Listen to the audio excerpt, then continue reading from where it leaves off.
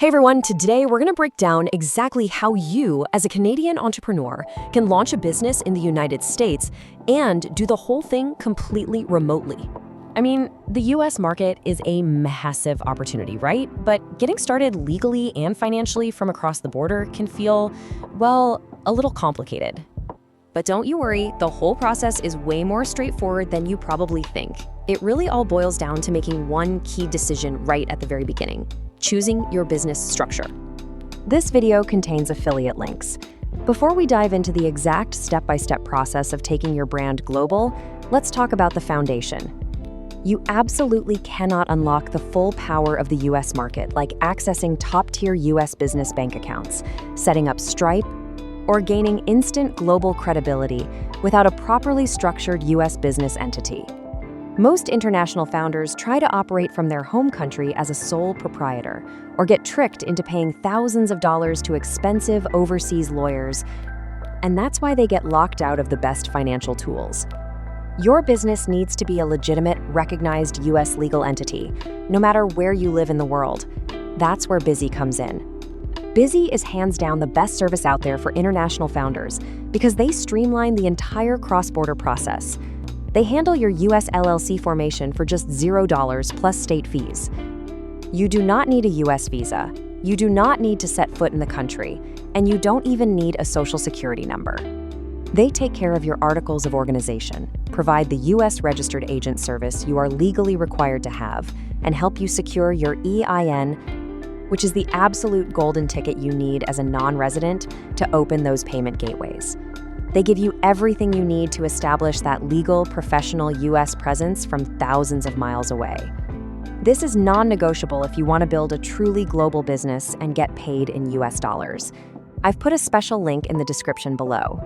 Use that link to get your US LLC set up through Busy today and unlock some exclusive perks and discounts. Get that handled first, and then let's start scaling.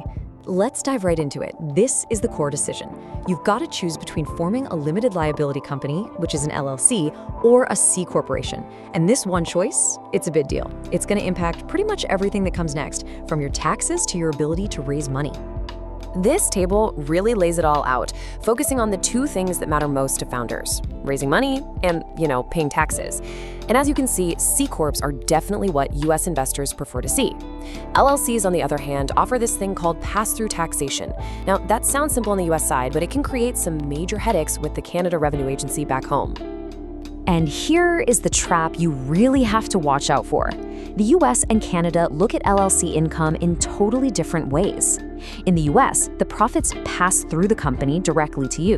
But the CRA in Canada, they might see that exact same money as being held by a foreign corporation.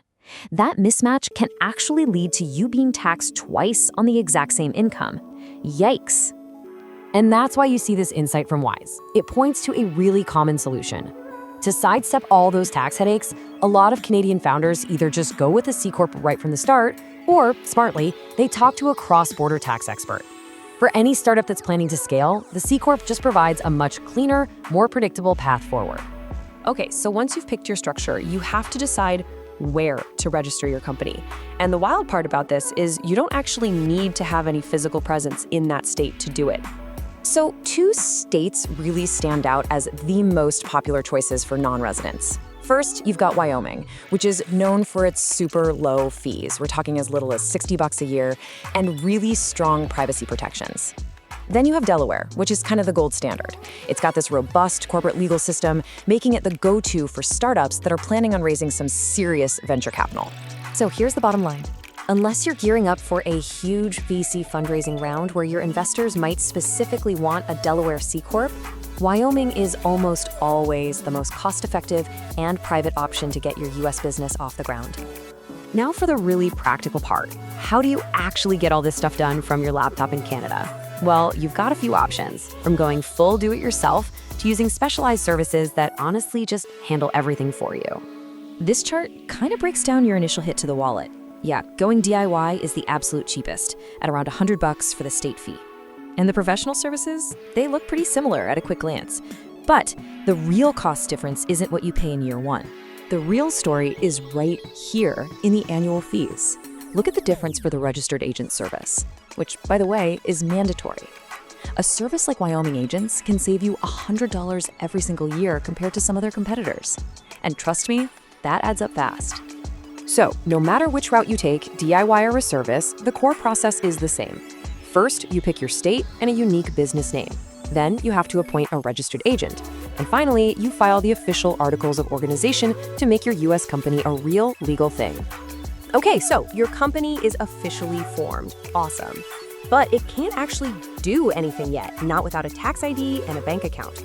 Now, this is often the part of the process that seems the most confusing for non-residents, but I promise you it's totally manageable. First up is the EIN, or the Employer Identification Number. Just think of it like a social insurance number, but for your business. It's the golden key that unlocks pretty much all banking and payments in the US. And the most important thing for you to know is that you do not need a US Social Security number to get one. The process for non-residents is, well, a little old school. You can't just do it online, but it's simple. Once your company is approved by the state, you just fill out a form called the SS4. And here's a pro tip. Fax the form to the IRS.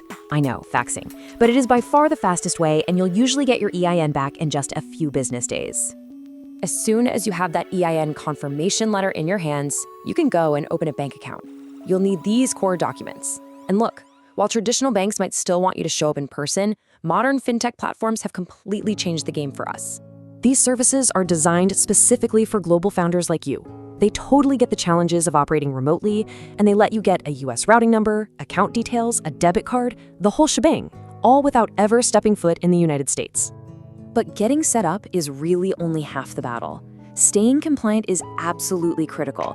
And believe me, there is one specific annual filing requirement that catches so many Canadian founders completely by surprise. Take a good, long look at this number. That is not your revenue target, that is the potential penalty from the IRS for failing to file just one specific form. It's for something called Form 5472. This is required for any foreign-owned single-member LLC. And here's the kicker. It's required even if your company has zero income or activity. It's just an informational form, but the penalty for missing it is absolutely massive. Knowing about this from day one isn't just a good idea, it's essential. It is the difference between a successful US launch and a very, very expensive mistake.